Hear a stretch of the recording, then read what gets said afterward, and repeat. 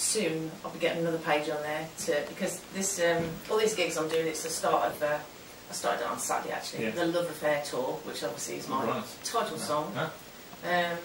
So yeah, they can check out my website, my phone number's on there, my email, you know. Everything. Yeah, everything. Everything you want to do to contact Sally Haines.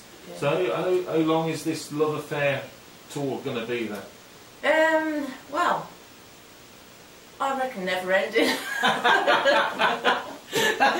As long as I can keep breathing. Yeah. So cool. Yeah. Yeah. Good. What if you weren't doing music? What would you do? What do you reckon you'd be doing instead on the evening?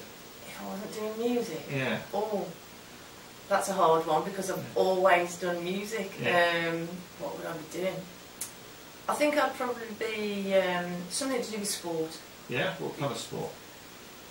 Well, I'll probably be coaching now. Yeah. This time of life for me. Yeah. Coaching coach what? hockey. Hockey. Or women's football.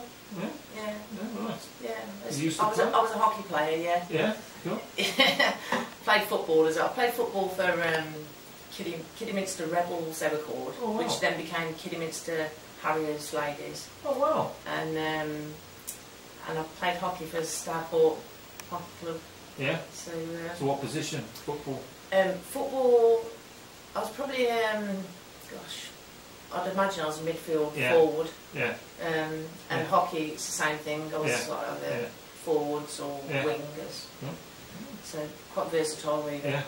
You know, like scoring, really. Yeah. Good. Yeah. Like the glory. Exactly.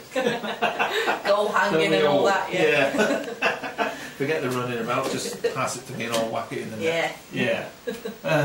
What are your influences then on music? Right, okay. Well, obviously, my uncle was a big influence. But I really like all this sort of neo-soul music, people like Angie Stone, Mary J. Blige, Lauryn Hill, India Arie.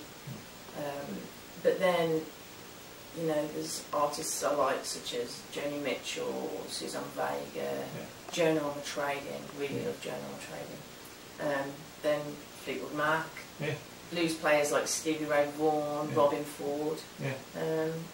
It's a big mix really, but I love all the old like Sarah Vaughan, Janis Joplin's another one.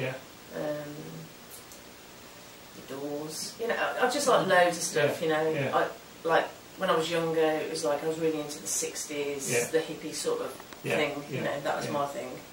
Velvet Underground. But you know, I'm sort of adaptable. I like lots of different things really, and I mean, I used to love ABBA.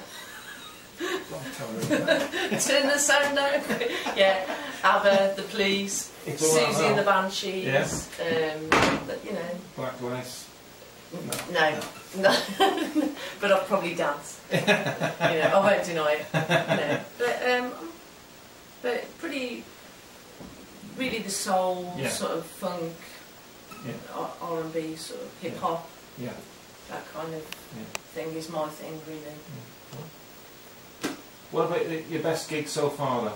What will that be? My best gig so far, actually, it happened really sort of by chance, really. I'd gone to a jam session up in Birmingham and asked if I could do a couple of numbers, and I saw this girl, Unique, her name is actually, and really enjoyed her set, and you know, went up and said how much I enjoyed it. And she goes, oh well, you should come down to the Bayleaf Cafe, it's down the Custard Factory in Birmingham. So I said, yeah, okay, and she introduced me to this girl called Jenna. And Jenna said, yeah, come down, I'll send you an invite, come down, like so.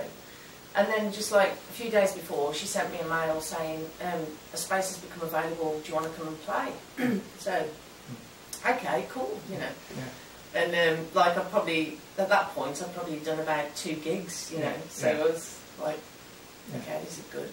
And it was, I think it was a 33 TV live event at the Bayleaf Cafe. And I went down, just started my set, and just people just got into it. Yeah. And I was just like, wow. And I've played some, you know, good gigs with my band and stuff. And I was like, as a solo artist, I was just like, wow. And they just got into it, and it just like gave me such a wow. You know, I'm really pleased that you're appreciating what I've done. You know, because, but it was that kind of style and that vibe, and you know, I suppose they could relate to what I was doing more probably. So as a solo artist, that was definitely the best thing for me so far. But I'm in a gospel band as well. Right. And I play every month at the Jam House in Birmingham. Yeah. And that is just... I started doing that this year. It was a new project started by a guy called Colin Peters, a bass player in Birmingham. Yeah. And it's just fantastic, you know, absolutely just the feeling of the music and to be with other singers and musicians and, you know, just harmonising and doing little parts. It's not like a lead role, you know, you get the sort of chance to do a few lead bits, but it's just about unity really. And it's, that for me is just brilliant. It's one of the best things that I've done ever really, you know, and you know, I'm not going to say I'm over the top religious or anything, you know, but the people that I'm working with, you know, a lot of them very much are, so so that's that I enjoy.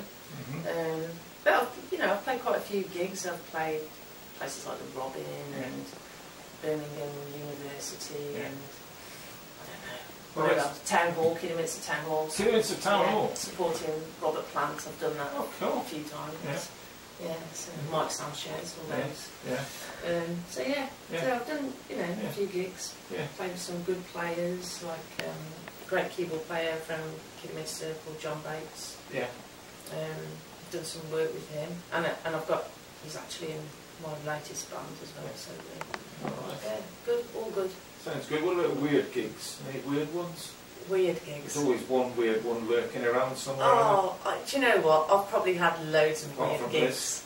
I've probably had loads of weird gigs, but I think gigs like that I remember is like, you know, when I've just totally just lost it and just started laughing and things like, you know, and just where somebody does something wrong or stupid and then I just haven't been able to control myself. But where you are, it doesn't really matter, you know, because there's hardly anybody there or something. So, but I don't know about weird gigs. I'm not sure. I'm sure there is, but you know.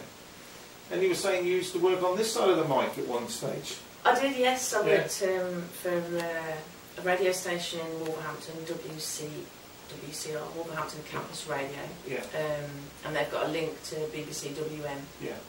And I started a show for unsigned bands called Naked Ambition. Me and this other girl, we used to do that on a Sunday for an hour, and it was great. It was a lot of work. People don't realise the amount of work you have to put into just an hour-long radio show. It's just, it's immense, isn't it? It is. And then the pressure of working the desk and everything else, and doing the news and you know. But it was great. I loved that. Obviously because I was in an original band at the time as well in Wolverhampton, and so I got to meet quite a lot of people and you know, just set up little things like little competitions like between me and the co-presenter, you know, which band, you know, we preferred, and we'd have a little competition, and you know, I'd always win. It's your show. So that was good. And then what happened was we did that for a while, and then a guy that was working on the station went to the BBC, and he does a show. And I'm not sure whether he still does it actually. His name's Ben Turner. And he was doing the show for unsigned acts as well. And I did go on that show in my band, and at the time my original band, a few years back. So you used to all this radio work then? Well, sort of, So I haven't been in the studio for ages though, but I did enjoy it. It was real good fun, you know. And recording people live, and but like I said, it's it's hard work, a radio. Put together a show. You're listening to that, listener. The work I go through to get this show together. At least 2 minutes. On the back of a beer mat every week.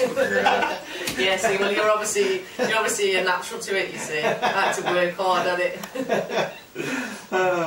Right, time for another song. Okay. What are we going to do this time? Well, because we were talking about like my influences, this song, it's called the Journey song.